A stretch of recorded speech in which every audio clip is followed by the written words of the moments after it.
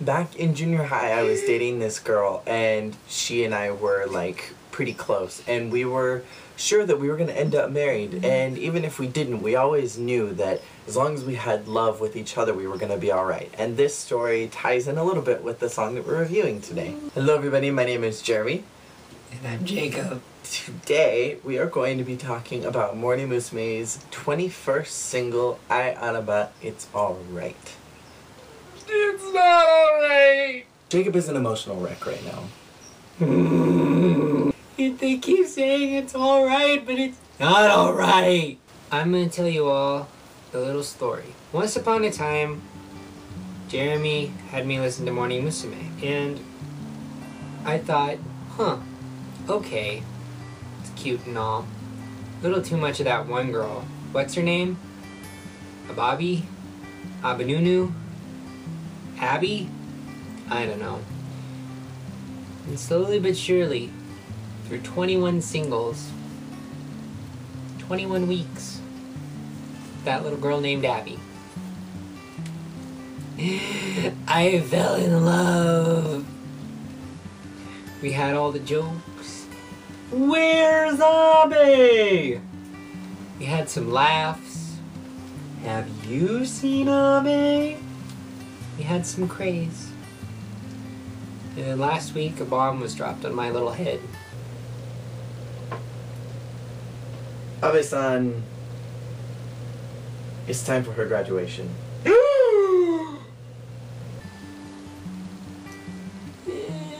As much as I made fun of her in early videos, saying, you know, Morning Musume was a little more like Abe and the Abettes, I really do like having Abe there, and she's part of Morning Musume. She is a staple, and it's just hard to know that she's not going to be in any of the singles from now on, knowing that I won't be able to say, where's Abe? I mean, I can still say, where's Abe, but Abe's not there anymore! I think this was a really good song for Abe to go out on, despite the fact that I spent the whole music video just sobbing, it's not alright! It's very much Morning Musume's message, just hold on to love and everything will be okay, and it's a theme that reoccurs in a lot of their music, and just so sad. We've hit a new road in Sunku's love life, I suppose, because he's now fell in love with someone else and he's actually doing pretty good. And to the point where he's saying that it'll be alright as long as you have the love. So let's talk about this as a graduation single rather than a normal Morning Musume single, because for most of the graduation singles are supposed to be kind of special towards the member. Abe was not in a lot of the lines, which I can understand because usually they want to send out the graduating member and not have to fill in so many of the spaces of their voice. This was definitely a song that was Aibon, Ai-chan, and Fujimoto led, and they were pretty much the three main vocalists. Abe had one long solo piece, but she wasn't really, like, huge in the vocals of it, though she was in the center of the dance shop for most of the time during the music video. As a graduation single, I, being the kind of person that likes to think that all singles go full circle to when the member first came in, Abe's humble beginnings were with Morning Coffee. She led a slumber party to talk about how wonderful this guy was and how she was going to meet him in the morning. Ai Araba, It's Alright is about a relationship that has grown so much. The sun is shining down on them, and as long as they have love, it's alright. And once again, Abe has led a slumber party to talk about how great this love is. So in 21 singles, we have seen the completion of Abe's relationship. She began in the beginning where she was getting coffee in the morning, and now the sun is shining down on her as she is in love with this new guy. Well, my theory for this music video is that after they landed in the foreign alien French provincial town, and they started their gangs. Obviously, the red gang won out because even though all of their costumes were either blue or pink, they all had the color red on them. And now it's a totalitarian dictatorship led by the red gang where everyone has to wear uniforms and smile and say that everything's alright when it's not. Because Abe's leaving! You just spit everywhere. That was the most disgusting thing I've ever seen. Like I said, I think this was a really good graduation single for Abe. I really can't look at this song as a Morning Musume single. I have to look at it as Abe's graduation single, and I can't really analyze it any other way because Abe leaving to me is a big deal, more so than some of the other members who have left, because, you know, even though it's always a big deal when a member leaves, for the most part, Abe really has been, you know, the face of Morning Musume. She's Abe, you know, and she was the face of Morning Musume, let's just be honest here. She was, but I mean, when it started, she was the face of Morning Musume, and so for people who have been following Morning Musume since the beginning, or became, you know, fans of Morning Musume through all the early stuff, which, you know, I only heard bits and pieces of you know, more current Morning Musume through Jeremy. Mostly my introduction and knowledge of Morning Musume has started with the beginning and then moving forward. So in that sense, even though I'm very new to the Morning Musume fandom, I'm experiencing it as if, you know, Morning Coffee was the first song that came out and I was exposed to. So for me, Abe is a integral part of Morning Musume. She may not be the face of Morning Musume now, there's many faces now, but she's still, you know, she's the one who was there from the very beginning, and other people have come and gone, but she's still been there. Ida and Yanguchi are the last of the senpais. So, you know, and to know that also is just, it's hard, because I'm not used to following and listening to music groups like Morning Musume, where it's not a set group of people, and then if people leave, for the most part, the band kind of disbands. Morning Musume is its own thing, and then the girls are components to it, and the girls change, but Morning Musume is still Morning Musume, and that's a very foreign thing to me. It's like, you know, when you think of a band and they replace a member, it's a big deal, and it changes the band a little bit, but Morning Musume is always Morning Musume. It's just they swap out girls. The lyrics are pretty simplistic on their own. The dance, there wasn't really much of one. It's kind of just like... It was one of the hoppy dances. A hoppy dance, those are the singles where it's like, we don't really have a dance, we just need them to move, so let's have them kind of hop about. I thought the costumes were really cute, this music video. I really liked the idea of I guess it was a schoolgirl uniform. Pink and blue was the main color, and then it had accents of red, and it was somewhere between like a Japanese schoolgirl and a Catholic schoolgirl uniform, which was kind of weird, but we'll go with it. And I really liked it. I thought, you know, it was a very tasteful group costume, because sometimes, in my opinion, the group costumes, they're either really cute or they are tacky gold glitter bad.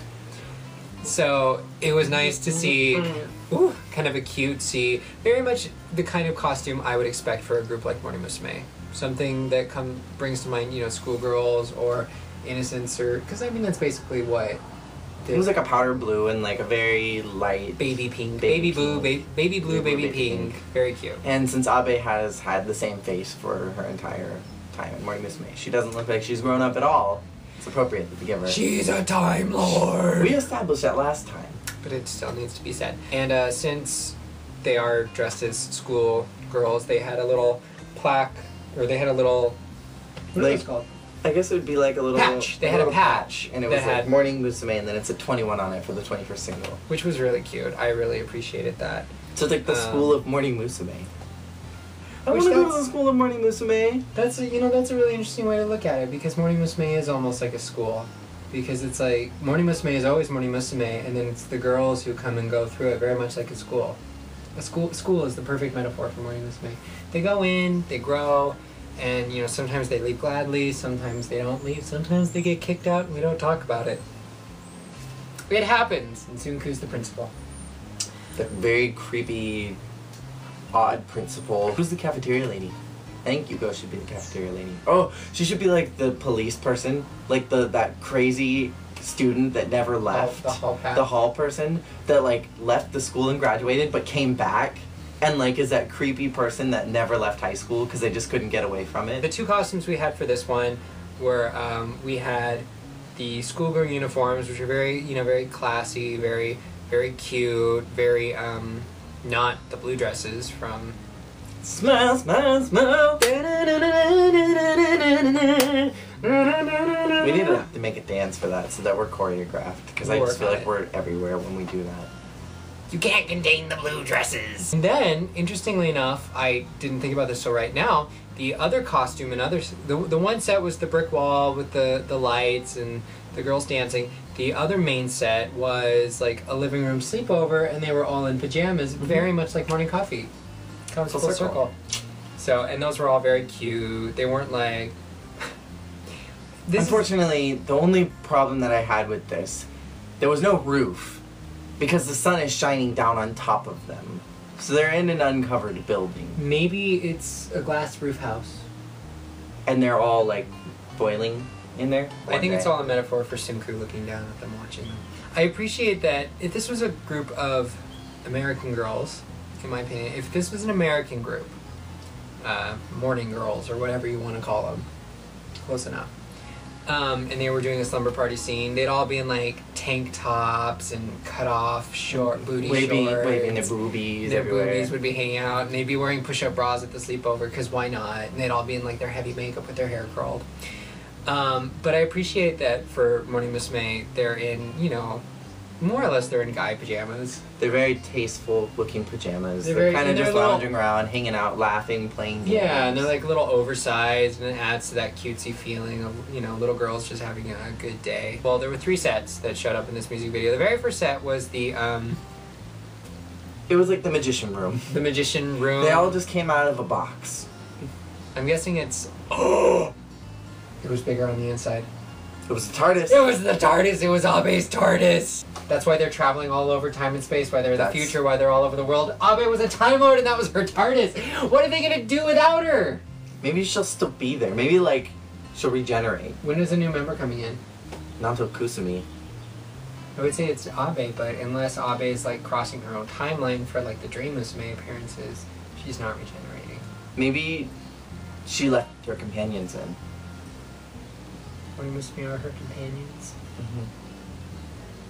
I don't have any explanation for why they keep traveling through time and space as the singles continue. Well, clearly then someone else is a Time Lord. So, so the sets were the TARDIS magic box, the abstract, I'm going to call it a playground, or like a schoolyard. Schoolyard. With the... Morning Musume schoolyard. The Morning Musume schoolyard. For girls. For girls. And then you had the roofless house, which... Maybe that's the dorm.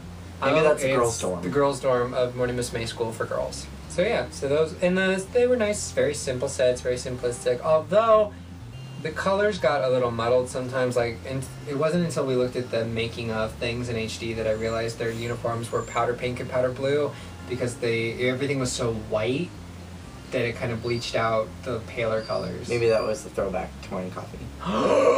It all comes back together. So last week we asked, since the girls landed in a strange provincial town, Beauty and the Beast reference, and had formed into color-coded gangs, which gang would win? And the answer was... Red team won pretty much by a landslide, followed by yellow with a tie between white and blue. But we did want to give a special shout out to Amstrew, who said basically that the white team was the sexy team, and that they could use their sexy prowess to, like... Sexy beam! You can almost see... Although red team has Gaki, and she just did the Mayugi beam for the last time, so... So Gaki could counteract... Gaki could counteract it, and she's got that whole green audience going on. But technically, in terms of time continuity, that hasn't happened yet. So it will happen, but it hasn't happened yet, so even though... But Eddie wasn't using current sexy beam. Eddie was using a future sexy beam. Ooh. Time Lord stuff again. Time Lord stuff. Wibbly wobbly timey wimey. So this week we want to ask you guys our traditional graduation question, which was, do you think that this single was an appropriate graduation single for Abe? Thank you guys so much for watching. This has been another installment of MMJJ. Stay tuned. We do videos every Monday, and we will share our opinions with you, whether you want to hear them or not.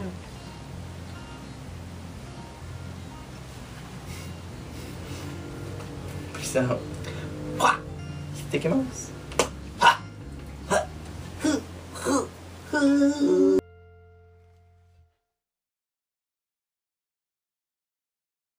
Sunku, Hi.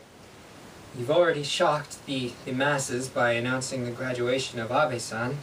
Yes, but with the money I made from her graduation, I was able to buy this lion. Hi. Who's playing music? They're trying to arrange the next single, sir. That's not what I want at all. Sorry, sir. Sir, Yes. if I may ask, what's next? Think blue. Think being an ambassador. Let's go for some guitar riffs. Are we bringing back Summer Night Down with the dresses? No. Ugh. I try so hard. I know. You try so hard. Well, sir, what is next? Roman, my dear boy. It's about you. Think